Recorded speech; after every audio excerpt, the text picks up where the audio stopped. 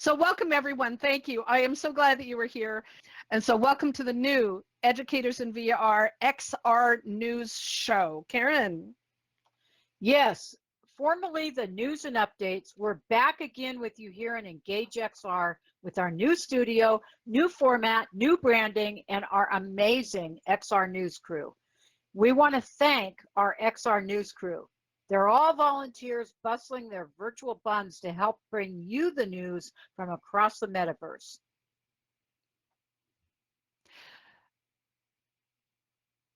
Indeed. You know, welcome back to Steph as well, recovered from her quick bout with a bug.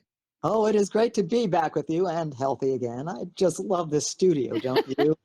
Oh, well, Lance and Laurel did an amazing job with this studio. Thank you. Thank you. And Steph did a great job on our logo and the opening video. Kudos on that. Well done. Oh, wish I could say I did it all on my own. I had some AI help. Well, today is going to be a great show. I'm so excited. We are thrilled that you are here. Thank you for being here. After the news, our little bit of news that we're going to bring you from the metaverse, we're going to be talking to Dr. Ruth Diaz of the Troll Project and Bridgemakers, who is going to be joining us here as our special guest. She is a pioneer in researching social VR, especially trolls, helping us not only to better understand them, but open up our hearts and our communities to be more inclusive and welcoming. And she and her team are also hosting many of the events that we have for our Educators in VR Cyberbullying this month. So this is going to be a really fascinating discussion. Get your questions ready and stay tuned. Now, but before we get to the news, and we will, we want to send out hearts to so many of our loved ones and friends who were in the path of Hurricane Helene, and to all those now facing the horrendous storm Hurricane Milton that is smashing across the entire Florida peninsula as we speak. Absolutely. Now also, please join our Educators in VR community and the XR News show team and donate to the Red Cross or your favorite charity in support of the victims. Also, the Russian government has recently shut down access to Discord, following previous restrictions on Facebook and most international social media platforms. While WhatsApp remains accessible, there are rumors that Steam may be next on the block. This situation leaves many in Russia facing renewed isolation with limited means of communication. We encourage everyone to stay connected with those affected to keep them informed and engaged. You know, it's really tough days right now in the real world. But here in the metaverse, the sun almost always shines, except in the darkest Halloween worlds. Indeed, Laurel. It's that time of year. Is it? Yeah, I guess it is. More on that later in the show. It's where Laurel loses her voice with her evil laughter. Evil voice. Oh, well, let's get to some news first, though. XR industry news. Epic Games CEO Tim Sweeney announced plans for a persistent metaverse, merging the Unreal Engine and Fortnite in collaboration with Disney. This initiative aims to enable developers to create apps that deploy across platforms and will integrate into both ecosystems. Now, with an estimated worth of over $6 billion, and I think it's actually higher than that, Epic continues to lead the video game and VR industries, pushing the boundaries of digital experiences and gaming. And we're going to be watching this news. The University of Maryland has launched a VR program to help students identify and respond to life-threatening situations like strokes and heart attacks in under 3 minutes. This initiative is part of a hollow camera project, which could be beneficial if and when it's available to everyone. Oops, very exciting. I mean, how cool is that to have that kind of training? I love it. Now, the university, for over 20 years, researchers from De Montfort University in the UK have been studying the impact of VR tools in prisons across the UK, Spain, now Namibia, and Thailand. They use virtual worlds to help inmates understand the consequences of their crimes and address rehabilitation needs, such as addiction recovery and trauma therapy. How exciting. Wow. Mm-hmm. No kidding. Yeah. The University of California, Riverside's physics and astronomy departments, meanwhile, have developed a VR app called Virtue, short for Virtual Interactive Reality Toolkit for understanding its electron-ion collider, to visualize experimental particle and nuclear physics data in the collider. This innovative application of VR aids research by making the unseeable visible. Wow. Wow. Yeah, I'm so excited about this. Since the onset of the COVID pandemic, VR and 3D modeling have been absolutely crucial to helping scientists understand the virus's effects and even understanding it. One of the first things with the 3D model, many of you saw one of those models in AltSpace VR. Now, recent studies using super high resolution 3D modeling combined with really super high level power brain scans, MRI brain scans, are revealing how COVID damages the brainstem. This research is really helping scientists understand the lingering symptoms like breathlessness and fatigue, but it also may help with application to other diseases like multiple sclerosis. Oh my. Wow. No kidding. We commend Paul Simon Wayaki from Africa VR Campus for his dedication to bringing immersive education to girls in Kenya's poorest communities. His efforts are transforming lives by demystifying technology's value and encouraging education. Congratulations on your recent news coverage, Paul. We're really proud of your work. Yes, we are. Yes, we are.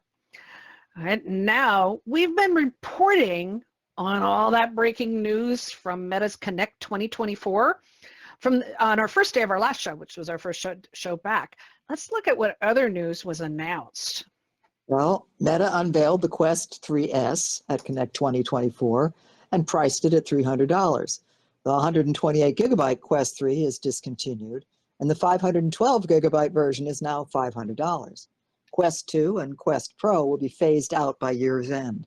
Also, note that the Amazon Big Deal Prime Days still have a few hours left today. There are some great deals on straps, battery packs, and other VR accessories, so check them out. Absolutely. Horizon OS updates will enable automatic pairing with Windows 11 laptops and keyboard recognition. Meta is also updating avatars and plans to offer AI-generated outfits. Developers will get access to pass-through cameras via a new API in 2025. The unmute button. Okay. Come back. Never ends. I have to battle with the unmute button here. Now, Quest's interface for the app library now works better offline, caching app icons and darkening those that require the internet. Now, this is a blessing for those of us who often use our headsets offline. Love that. Windows mixed reality headsets won't function after the latest Windows 11 update, but will work with Steam through 2026. Microsoft is also discontinuing HoloLens 2, which is heartbreaking after the severe reductions of their mixed reality division that also included the shutdown of our beloved AltSpace VR. Yeah. A new top 10 list is out of the top VR headsets on Steam, and the PlayStation VR 2 is now in the list. Continuing to surprise everyone, however, the Oculus Rift, released in 2016, and the Rift 2, released in 2019, continue to be near the top of the list for Steam VR users. It's pretty amazing. It sure is. In wearable tech news, Ray-Ban Meta smart glasses are getting new software features, including live translation and expanded music controls. New transitions lens styles are also being introduced. Released last October, the unisex glasses are currently about $300 US. Immediately, college students use the smart glasses to dox people in real time. Oh, They found face detection software that not only identifies the person, it can share all their public social media, including address, phone numbers, friends and relatives, resume and CV, and everything available about you online. They went into a wow. public transit station and were able to identify total strangers and then introduce themselves as if they were long lost friends. Oh, And they man. were believed because, of course, they knew their names and everything. So, Mm-hmm. Yeah, I oh, saw a yeah. video on that. It was pretty incredible. Mm-hmm. Well, anyway, this is a good time to clean up your act online. We've shared this news article in our Educators in VR Discord in our Metaverse Ethics channel with instructions on how to delete your public data. Well, at least some of it. So, Now, yeah. on a lighter note, we love it when news stations bring immersive tech to their studios. I just do. It's wonderful. Let's bring in VR to 2D. The Chicago Tribune announced this week that their daily news show, the meteorologist at CBS2 Chicago, will be delivering their forecast using AR and VR technology. Now, I love it. They were saying she needs an umbrella. Screenshot this picture. Now, they weren't the first. We've been reporting on this for a long, long time. But we have a great example from North Carolina's WRAL, where Helene recently passed through, where the weather reporter literally goes underwater to make the point on the potential floodwater level. So this video may take a second to load, but this is really cool. Check it out. And we don't have any sound on it, so we're just looking at it. But that is amazing. What a great visual to get across the point. Yeah, And the waters it's are pretty rising convincing. and they are coming. Sure is. So I just thought that was fascinating. And I love it when she goes underwater and it goes up and up and up. So Yeah, and really fascinating. realistic. So yeah, here she is. She's underwater. So what a great example. And so I love stuff like that. So we're really excited we can find those kinds of things like that. So now it's time for VR events. It's that time of year that VR event producers and attendees. Yes. It's daylight savings time. It's time to fall back an hour. It's already started in Australia and New Zealand and continues every Saturday night for different countries until the first week of November. What a pain. Trust me. Oh, yes, it is. It is. You have no idea. It is such a pain in the tuchus. Please remember to triple check event times against your own time zone. When you see a time like on a poster or marketing that's posted manually, most VR apps and event calendars now support daylight savings time in your time zone when you click the link, but check anyway, not always, but check, and trust us, this is one of the most horrific times of the year is in March and October, where it's just insanity trying to keep track of event times. Yeah, the good thing is we all get an extra hour of sleep when we go on daylight savings time. Okay, so October is the annual Educators in VR Cyberbullying Month. We are already into week 2, and the topics, discussions, panels, and special events have been amazing. Make sure you take time to attend the cyberbullying response training sessions this month to learn how to protect, defend, and report cyberbullying, especially in VR. Now, check out also all the amazing events by our special guest, who's going to be up here in a moment, Dr. Ruth Diaz and her team from the Troll Project and Bridgemakers. They have worked for months to bring you some amazing speakers and topics that cover so much you need to know about trolls and bad actors and why they do their evil, but also how to make your VR community safer and build stronger relationships and be more inclusive. They're offering training sessions. We have training sessions on cyberbullying responses and so much more. The events will be an Engage, XR, and VR chat, and Dr. Diaz is our special guest, so stay tuned. Meanwhile, Educators in VR has announced a new event called Dueling Teachers Showcase. Our first showcase pits Mitmaza against Mark Shefcock, both experienced teachers in VR, one from Australia, the other from the UK. They teach in very different ways, so we're excited to have them strut their stuff and show off. Their first event is October 24th in Engage XR. Cool. On October 17th, Educators in VR's language learning team has invited Miji Lee, CEO and founder of Core Meta, who is leading the creation of AI tools for leveraging language learning in XR.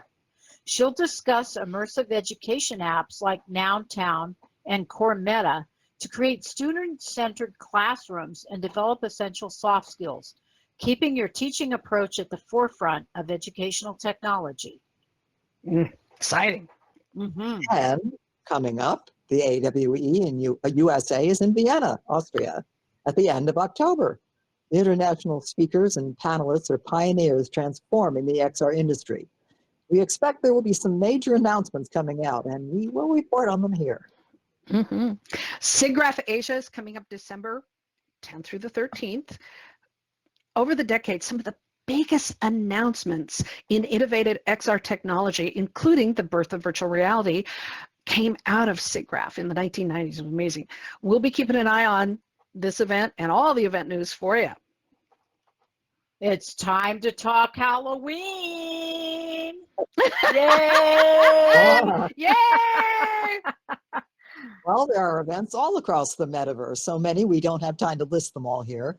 Dr. Heartbeats will be bringing you the tunes and joy in VR chat. Pandemonium Halloween events with Psycho and Cadets Metaverse will also be in VR chat, and Educators in VR will have some scary social fun for you in Halloween.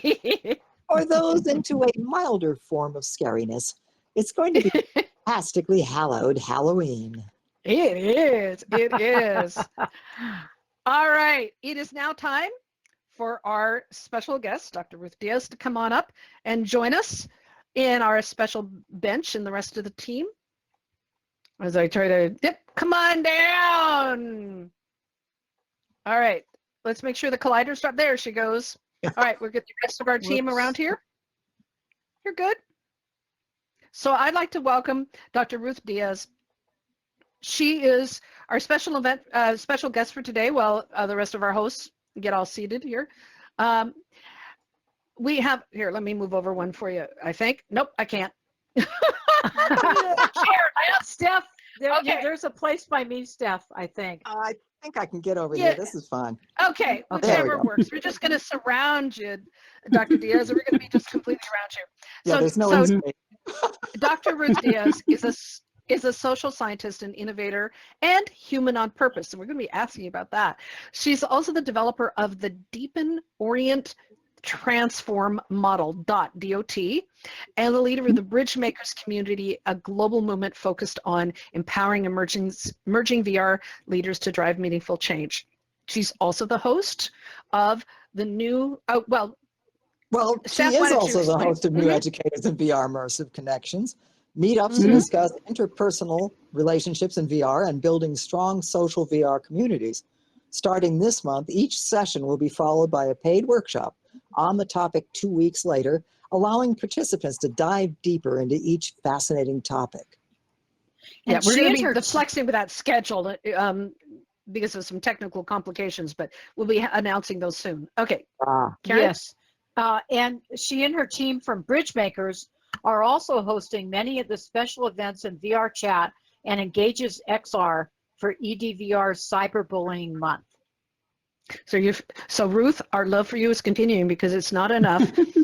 All of this is not enough. She's also the lead researcher and founder of the Troll Project, a multi-year research project in how and why trolls troll and how to engage them to get them to return to the community. This is seriously groundbreaking pioneer work.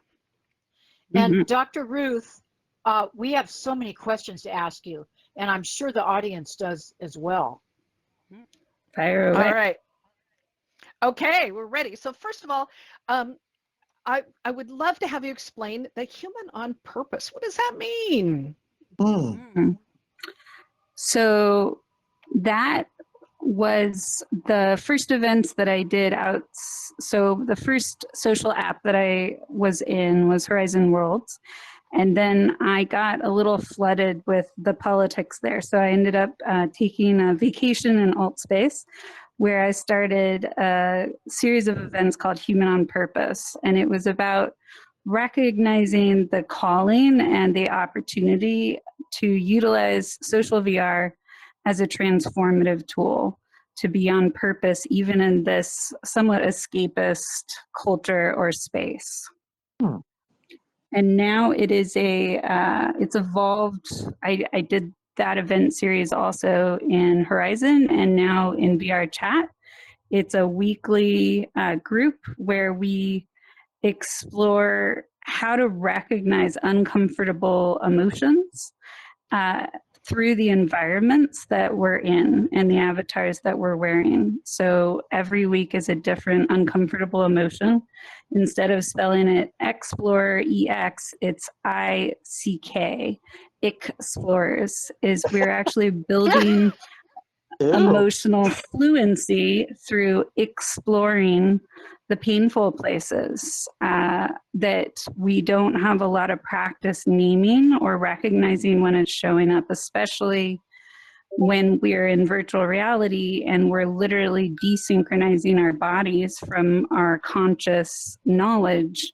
It can be even harder to recognize when we're having ick emotions and processing those consciously so that we're not projecting and causing harm on people.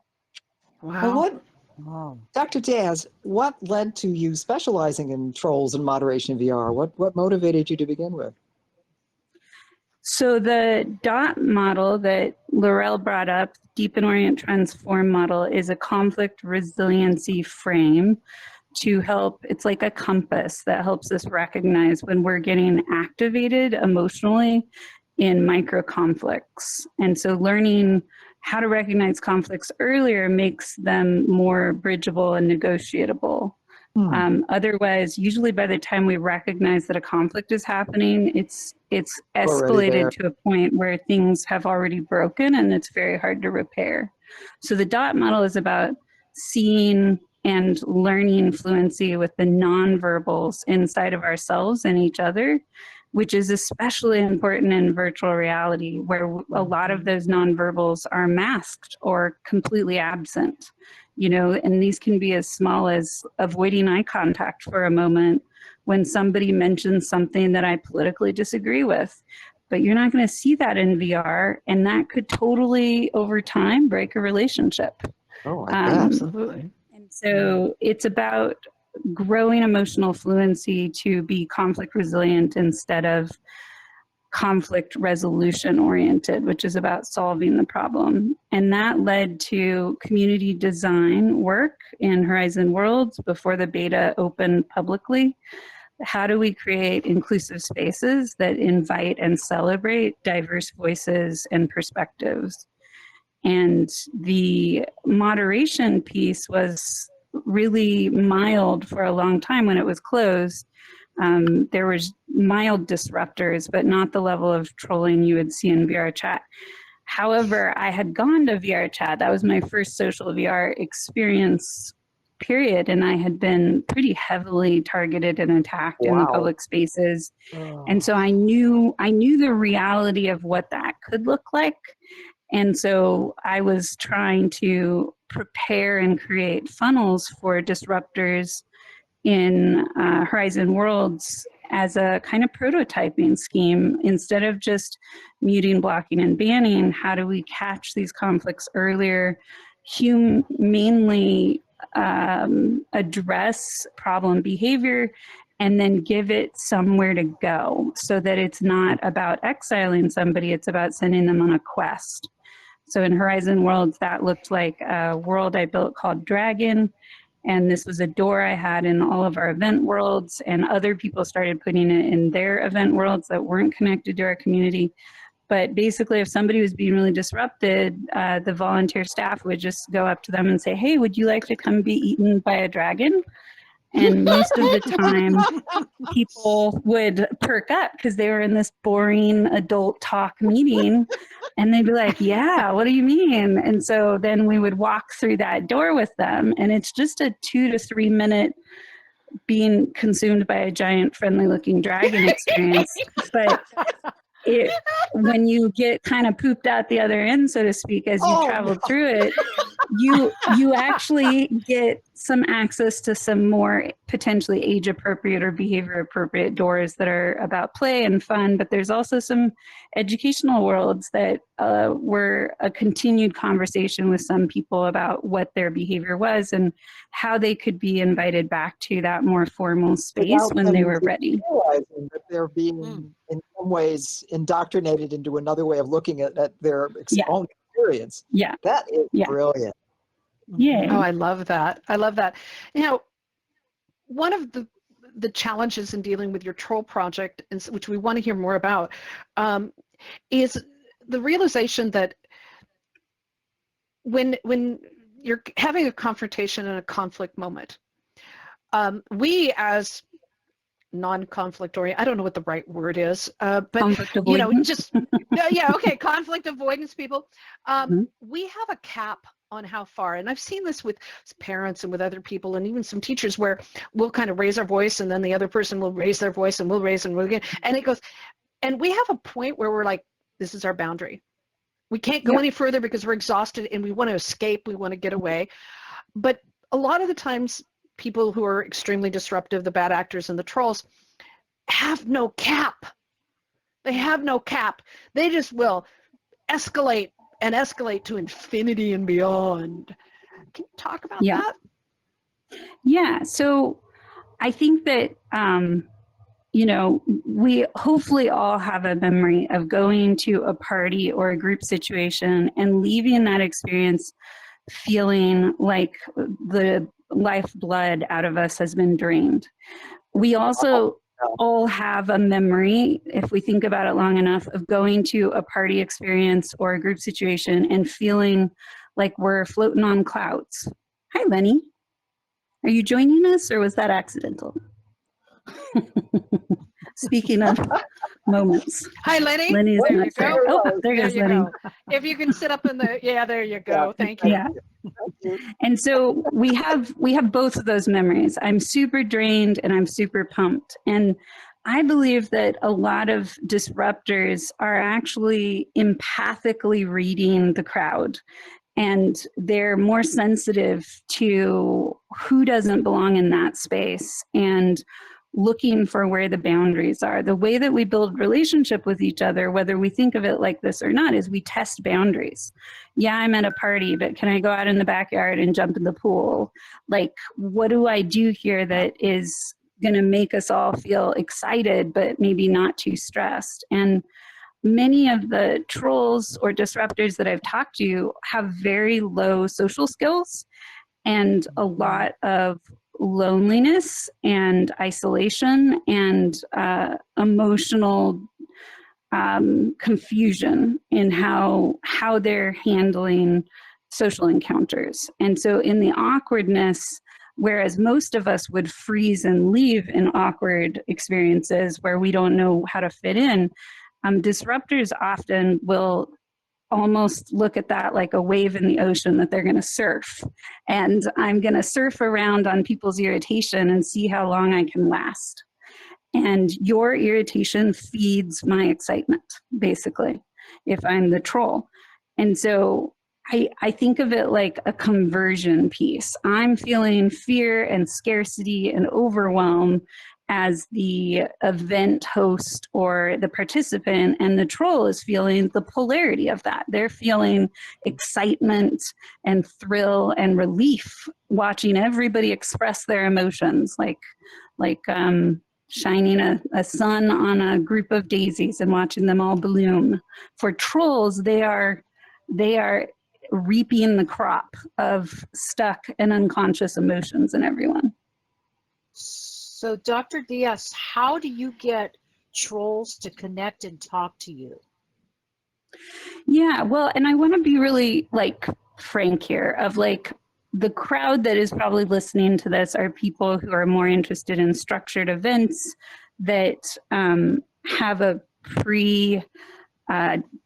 ordained start and a conclusion, and really there's only a few roles you can be in that space. And so disruptors in places like this can be especially hard because there's been so much planning and investment in having order in places like this. So what I'm saying is a lot of your audiences probably, and many of you, are going to feel more than irritation when people are coming in and being the class clowns on speed, basically. My engagement with trolling has not been about going to structured events necessarily.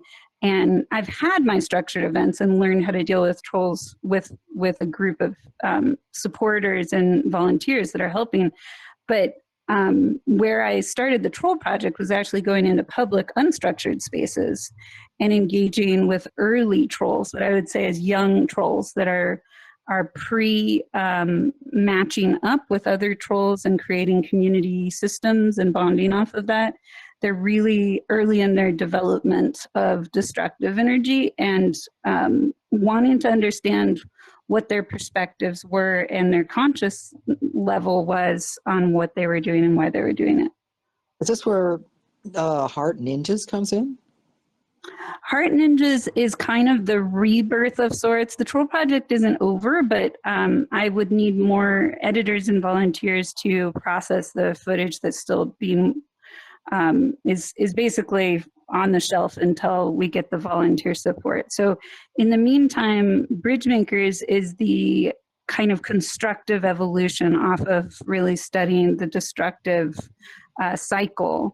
And Heart Ninjas has been born within Bridgemakers as a place for people who, some of them are ex-trolls who have incredible insight levels and were interviewed by the Troll Project.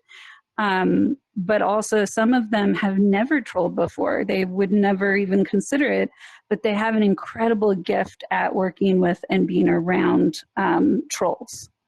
And so learning their behavior, and I'm just also really conscious of Lenny, who is being very social here. Hi, Lenny.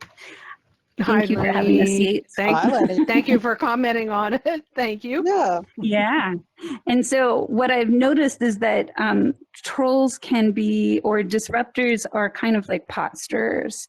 And Heart Ninjas are really good at not taking that personally, and almost like Neo in the Matrix, rolling with those punches and humanizing trolls and staying human beings themselves, using a myriad of nonverbals to kind of diffuse the bombs that trolls are trying to set off, and eventually really fatiguing them in their trolling behavior to where they're more interested in bonding than breaking what's happening. Interesting.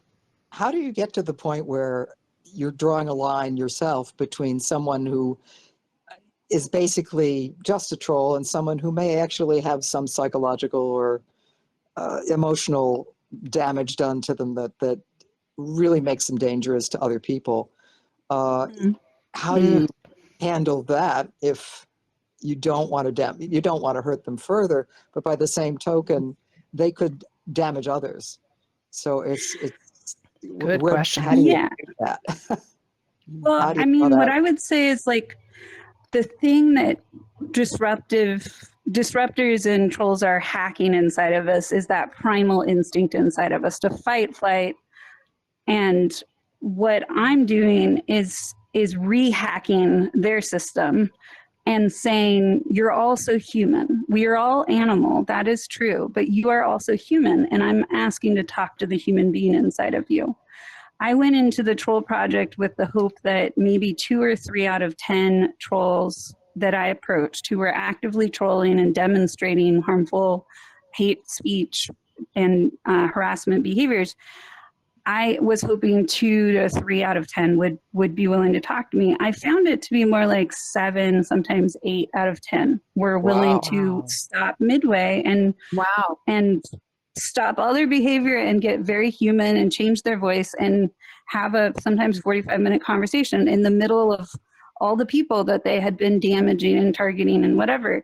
And so what that told me was it was confirming for me, and this is not a quantitative study, this was a qualitative ethnographic immersion-based study. So please take that with a really big grain of salt.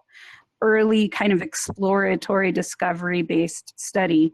But what it confirmed for me is a hypothesis that this is more akin to brief or temporary states of insanity driven by an identity loss that happens for all of us when we come into these avatars that are kind of like our bodies, but are also not like us. quite, and when we're yeah. not recognized and acknowledged and invited, all of us can feel really extreme things inside of us when we don't feel welcomed.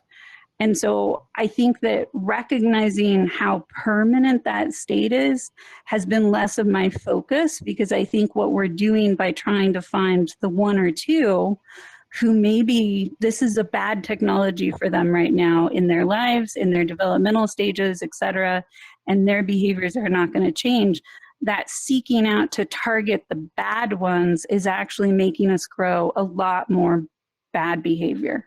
Yeah. And so I would say the pattern recognition of just going, for example, in Lenny's case, who is no longer here, not acknowledging that behavior that Lenny was doing was going to escalate what Lenny was doing. And considering our topic, I took it upon myself with the power that I have up here to just be like, hey there, hello. And immediately he came back to his seat, right? So yeah, no, I'll have to pay Lenny later for that micro example. I love the public instances because the show and tell is always so entertaining. But I think that we all have different levels of empathy and what we're tapping into in what's happening socially around us. And most of us don't realize how much somebody's psychology or behavior is a reflection of the group also. It doesn't mean that they're not behaving those ways in their physical reality, but something about this environment is not just cueing that up inside of them, but also amplifying it in pretty extreme ways. Now, you know, this is so fascinating. I want to open it up. Pardon, Karen. I want to open this up to the audience because I know you must have questions. So you all should have the ability to unmute yourself right now, one at a time. If you have, you know, a question, just shout it out. So, Tessa, did you have your hand up? Nope. Okay, just checking. Anyone have any questions for Dr. Diaz about her work or research? It's Rachel. I do. Hey, Rachel. Hey, Rachel. So my question is, how has this information of gathering it in the virtual world helped you in the real world, or vice versa? Because I think it's kind of vastly different, but the same in so many ways. Yeah, I mean, I think one of the pieces, which is kind of the inverse of what we would think I'm doing with the Troll Project, which is about addressing aggressive and targeting behavior, is also recognizing micro-ghosting and withdrawal behavior. And one of the more powerful examples of how this has changed my behavior was I have a giant picture window that's like 15 feet by 5 feet in my apartment.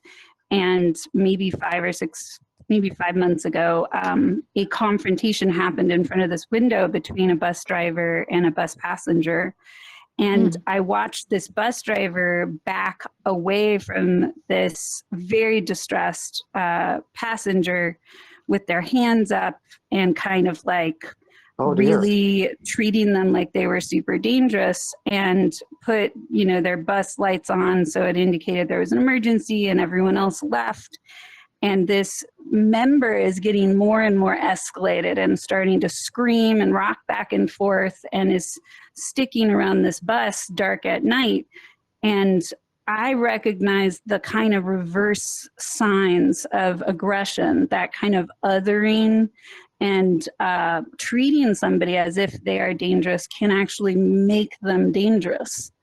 And so I kind of made a split-second decision and realized I cannot watch police arrive and end up shooting this person who's wearing a hoodie and whatever. And I jumped out there and stayed somewhat of a distance and slowly moved in. First, I talked to the bus driver, and then I went up to the person, and this person was in so much distress. They were barely, you could barely legible. Like you couldn't understand. They were just like pouring sweat, etc. And they kept reaching out their hand to me and saying, "Help me, help me, help me. I'm so scared." But I realized in that moment that none of the body language that was happening in them or anybody else was confusing for me. Like that I've been studying body language and distance kind of pressures in social VR for a long time. And so in that moment, you know, I held their hand when the police arrived. I had my body sort of positioned a little bit between them and the police until there was a human connection going on. And I stayed with them until they were taken to the hospital. But it was a moment where I realized, like, I have been in a huge education in social VR on body language that I didn't realize. And my physiology was pretty calm through that. And that allowed me to do something that I think everybody involved in that whole debacle was kind of shocked. You know, I was breaking a lot of social rules, but because I knew I was okay, and I knew that this was going to be much worse if somebody did not show up and be okay in that, it was potentially going to end up in a type of police shooting, unfortunately. Wow. So yeah, it was a really stunning example. Brave, though. Yeah. Thank you for being brave. Yeah, I love thank that. you. Oh, wonderful. Edward, I see you. And thank you, Rachel. Great question. Edward, you have a question? Yes. I was wondering, when you're talking about trolls, suppose you come across a troll that doesn't seem to want to be changed at all, and he keeps on coming back and back. Is there a limit that you reach that says, okay, this person has to be gone? We can't have this person going. He won't listen to us. Is there any kind of like... Yeah, I add one little thing to that. Just today, someone told me that a troll answered them by saying, "Isn't hatred delightful?" Which, Lordy. Oh my goodness. That's a interesting quote. It is. So the thing is if we think about trolls as feeding off of emotional energy, then what people do is say, don't feed the trolls, don't give them attention, and then you will make an extinction event. I don't think that's completely true or humane. I think that the type of attention we give trolls is what matters. And holding an assertive, compassionate, and direct stance about trolling with increasing boundaries. So I think about boundaries as a gradient instead of there is or isn't a boundary. The first boundary is like a line in the sand. The second boundary is like a picket fence. The next one is like a door, and then a wall, and then the China wall, and whatever else. Like, there are bigger and bigger boundaries that can be a barrier or it can be distance. And what I'm working with in my life, where I don't really always differentiate this is or isn't a troll, is this idea of, do you respond to pressure and distance with me appropriately? Do you recognize it in your body and mirror it to me? And I'm always checking for those boundaries for you and for me. If I push into your space, are you going to back off? If you push into my space, do you stop pushing into my space when I back off? And those are the contracts we're making with each other all the time without saying anything out loud. And so when somebody is pushing on my space, first I'm going to, try the body language first. Sometimes body language plus verbal can feel really assaultive and loud, especially if this person is starving for identity and connection. And so the body language will be like, I'll try that a couple times and see if you're getting it. Now I'm going to add voice to that. Now I'm going to say, hey, this is too much for me. I don't feel okay right now, etc. I'm going to need to mute you or turn your volume down right now. And that, I don't want to have to do that, but I'm just letting you know that might be my next step. So what it does is I'm increasing the consequences, but I'm also looking for opportunities to connect and build a bridge there. Would it work to say to someone like that, say for instance, why would you say that? Or, to question them as to why they would be doing what they're doing or saying what they're saying. In my training, for psychology, I was taught very clearly to never, like, to ban the word why out of my vocabulary. Oh, Why interesting. usually leads to an anxiety response and a sense of smallness in the other person, because Gotcha. why can never fully be answered. There's always a million answers to why. And so I will say that I was swarmed by a group of trolls a couple weeks ago who were, they had German accents and they were identifying themselves as Nazis, and they were putting out that the kind of diatribe of what hate speech is that goes with that. And I did turn to a couple of them at some point, and I was like, okay. So one of the statements that was being made is that people with dark skin, which they had a different name for that, people with dark skin are criminals. And I turned to them and I said, okay, well, let me ask you a question on that one. When does that actually start? Like, is it pre-birth? Is it they turn 5 and that's what's going on? Like, where does this you are now branded criminal start? And they didn't have an answer for that, and they all kind of moved off of my body at that point. And then they came back in and they're like, you know, all of these people should be eliminated, they should die. And I was like, do you realize that belief system eliminates about 80% of this planet? Like, you are in a really miserable situation right now. And this is going to be a very hard life for you. You are in an incredible amount of pain. And they all moved away from that, and they were alternating between those statements and also throwing in their own spice of you should kill yourself. And I was like, you know, the level of pain that you are expressing right now does feel like life and death. I understand why you're thinking about death. And this really made it, yeah, but it was, you know, it was a kind of Socratic questioning that was not expecting any deep answer, but it was a negotiation. Yeah. And just really asking them to follow that belief system and recognize they are hurting themselves and they're going to hurt a lot of people with that belief. And I gave it 15 minutes and they got less and less convincing with their beliefs as they were screaming them at me. And then I left. But I really think that when we're asking this question of who is going to not engage with us, they might not engage with me, but they may engage with someone else. And as an ex-troll recently said at our troll play events, where we're actually role-playing troll play together and actually figuring out new methods to respond to trolling, this person said, I used to be a troll. I woke up one day and said, what am I doing with my life? Who have I become?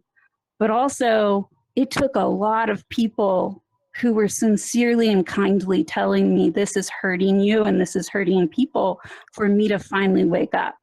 And all of those people that I never heard led up to finally the person who it got through to me.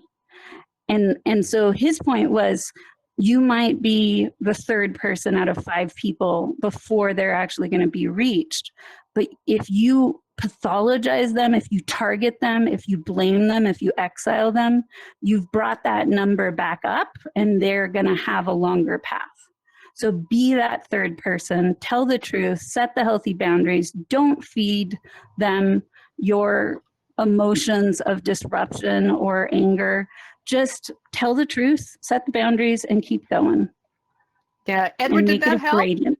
Yeah, oh yeah, definitely. Thank you very much for that, Wonderful. Ruth. That was very informative. Yeah, now we've run out of time. We've run out of time in the show because I know Karen had another question and stuff. We've run out of time. But don't worry, Dr. Diaz is not going anywhere. She's in here forever. Two back-to-back events tomorrow, one in VR Chat and the other one in Engage.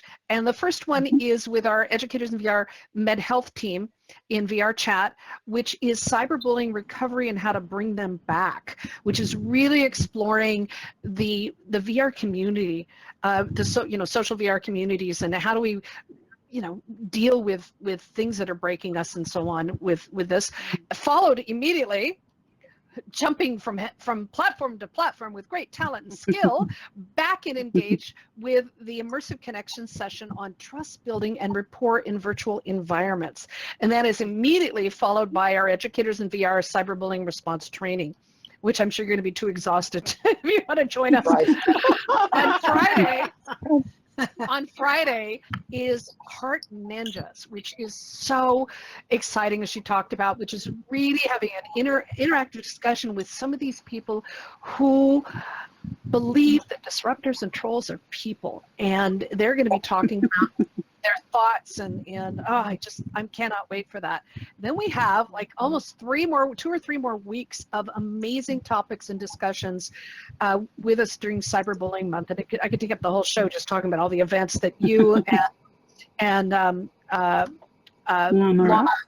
Lamara put together to help support our Educators in VR things. So I want everyone, if you could give a round of applause to the amazing Dr. Ruth Diaz.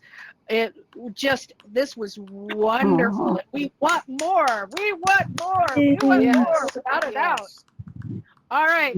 So Ruth, if you want to jump back up, we're going to jump somewhere. We're going to get back here and do our closing somehow. Okay. All right. I could talk about this forever and ever and ever. Just That was really interesting. really interesting. All right. Steph, start to take us out. Wherever Steph went to. Did we lose Steph? Did we lose Steph? I think we did. Go for it. Okay. XR News is produced by Educators in VR and our XR News volunteer team. Since we've made major changes to the show, we're hosting it the 2nd and 4th weeks of the month until January to give us an opportunity to make adjustments as we test the new studio and format.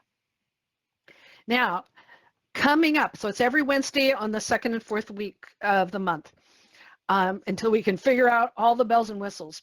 October 23rd is me! You want to tell us about what I'm going to be talking about, Karen? What are you going to be talking about? Yeah, go ahead. Read Steph's line. Okay, on October 23rd, Laurel, right here, our co-founder and director of Educators in VR, she will be our guest to share with her changes at Educators in VR, with the changes that have been taking place at EDVR, the cyberbullying project, and more on what's happening in immersive education. And coming up on November 13th is Karen? No, it isn't. No, we need a guest. No, I'm sorry. We need a guest coming up. So we're looking. We need someone to be a guest on I'm November back. 13th. And on November 27th is Rich Moore, and he'll share his insights on his new events for the Cadets Metaverse, his new Cadet Talk, and the PC VR World Hop, along with his thoughts on social VR and more. And Steph. Oh, there you are. How rude. I was booted. I do not appreciate that. We didn't do it. And I'm trying to find where you guys are, and there you are. And okay, should I now say that XR News is produced by Educators in VR? Or? Nope. Scroll down. December 11th. Okay. What do we have going on December 11th? Oh, okay. December 11th, we have a special holiday party in the works. Yay. Yay. So get ready for that. We have exciting plans for 2025. So come join us and be a part of the new XR News show. Absolutely. Yes. Karen, and to keep assuming up we get our act news together from around the metaverse, join the Educators in VR Discord at discord.me/Educators in VR. Steph? We film for YouTube and will soon add live streaming to our Educators in VR YouTube channel, Twitch, Discord, and more. Yeah, and we will get our act back together again. But you know, this is one thing, since 2019, we've been making you laugh with all of our crazy up here. So we hope you're enjoying the new format and the fabulous new studio. Thank you, Lance. And the news that we have brought you today and our amazing, mucho amor to our wonderful, wonderful special guest, Dr. Ruth Diaz, for being here. Yes. And remember, we do this for you, our community, and your feedback is very important to us. So thanks, everybody. Thank you. We're going to see you And October see you 23rd. October 23rd for our next show. And now we have our ending with Stands with Trees. We did a thing! Yay!